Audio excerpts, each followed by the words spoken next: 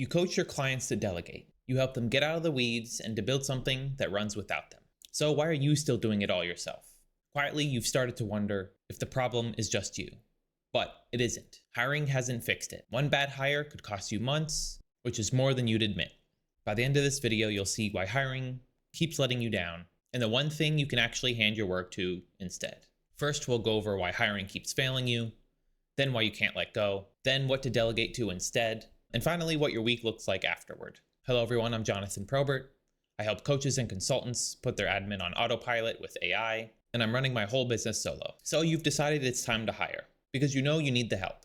That person starts, and you hit a wall immediately that you didn't see coming. You don't know what to give them, and you've got 100 things eating away your week. You're sitting there thinking, what do I actually hand this person? And underneath that is the real thing. You don't want to let any of it go. Either you don't trust it to be done right, or a part of you knows you do it better. So you hand over the safe stuff, the leftovers, and you keep the work that actually matters. Then comes training. This eats time you didn't have either. And once you think they're trained, they come back with questions, little ones, the things you didn't write down, and without standard operating procedures, those questions never stop. And if the system they're working inside is messy to begin with, it's question after question after question. So now you're paying somebody, and you're just answering them all day. The bottleneck was never the headcount. It's the system that's underneath. You can have a 1 VA or 10 employees, but if the system underneath is broken, no amount of people will fix it. I've watched a team of 3 run smoother than an operation with 10, purely because their systems were better. This is where most people misread their own problem. There are 2 kinds of stuck. One is the stuff you'll never get to. This is your content, your follow-up, the growth work that never happens because you're buried. And the other stuff is locked in your head, where you're the only one who knows how.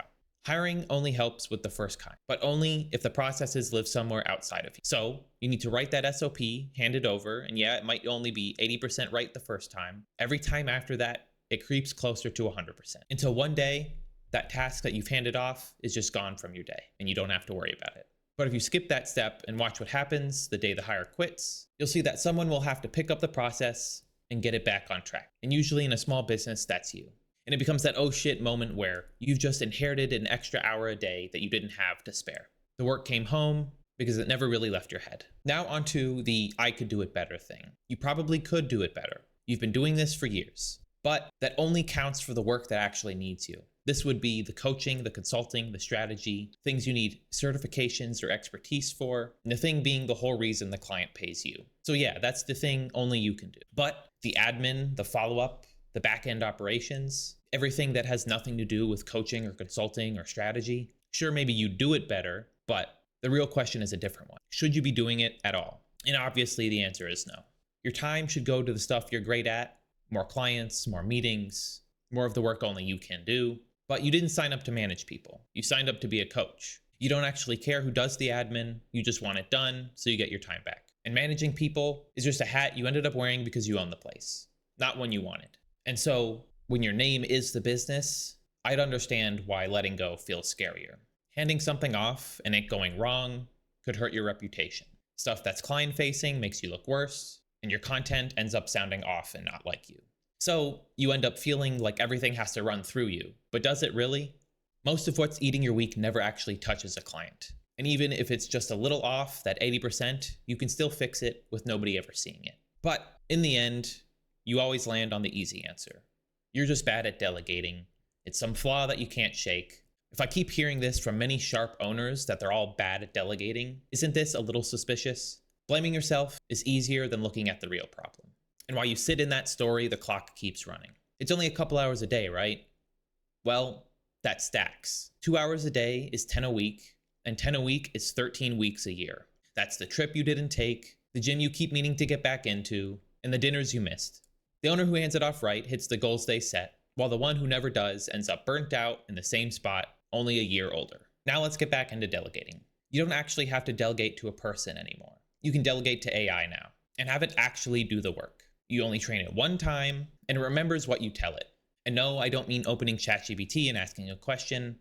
I'm talking about a workspace that's built around your business and actually handles business tasks for you. It's called an AI operating system, or AIOS for short, and you can think of it as a home your AI actually lives in. You give it your business knowledge once, who you serve, how you work, your offers, strategy, and numbers, and from then on, it isn't guessing. It knows your business about as well as you do. You connect it to the tools you already use. You teach it your processes once as you go, and every process you hand over, it writes down, remembers, and can run for you. This is what I've built for my clients, and they're using it to handle various different business tasks across different types of businesses. Now we can compare this to a human hire. Let's look at the exact same problems from earlier. Firstly, training. Training is slightly faster because all you need to do is be clear once.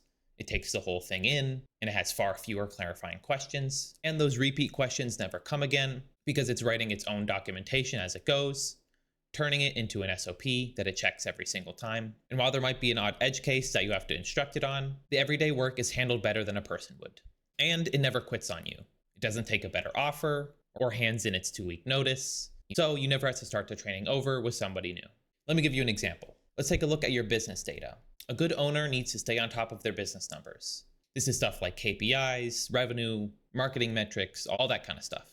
To see them, you need to log into your banking app, your email tool, your analytic tool, all one by one, all pulling it by hand. But most of these apps can actually hand that data over through code. So AI writes that code, pulls the numbers for you, and lays them out for you automatically. Every day, every week, whenever you want to view it, so you can actually see your numbers real time and see where the business is lacking. And this is what I build into every one of my clients' AI operating systems. It's called a daily brief, and every morning it gathers that data, reads it against your strategy, and hands you a briefing.